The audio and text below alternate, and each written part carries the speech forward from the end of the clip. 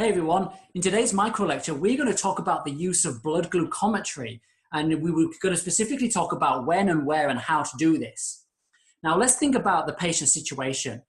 When you arrive on scene as the paramedic, you need to try and identify why you've been called in the first place. So that involves doing a scene survey, looking at the global picture of what you're faced with, as well as trying to undertake a primary survey, a secondary survey, and having to prioritize all the different types of assessments that you're going to do, which would then lead you to a decision on what you're actually physically going to do.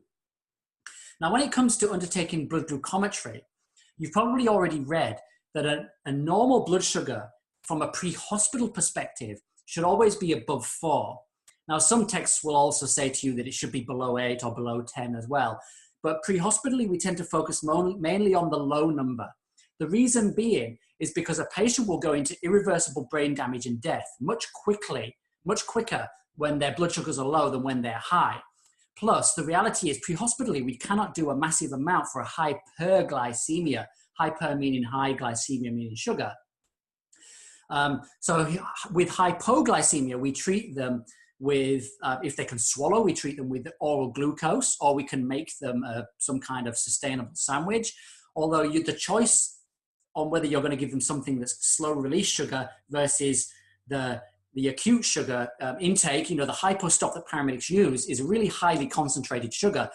Is that yes, it goes into the body much quicker. You take it in, you swallow it, and it goes into the system, and it makes your sugar spike.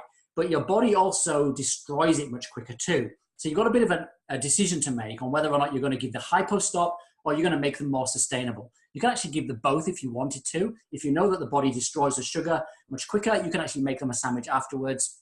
If the patient cannot swallow, then you're looking at giving them an intramuscular injection of glucagon, and ideally you want to be giving them IV glucose, which is the gold standard, but then of course you've got to put in a peripheral cannula, which is something you're taught in workshop too. Now, blood glucometry is really useful. Once you've arrived on scene, you do your primary survey, danger response, airway, breathing, circulation. Hypoglycemia can present in so many different ways. If your patient is conscious and talking, but going on that slippery slope downwards, you're going to struggle to be able to take a blood sugar level because they're mostly physically and verbally aggressive. And that's a really hard thing to try and obtain. So your communication skills are really, really important.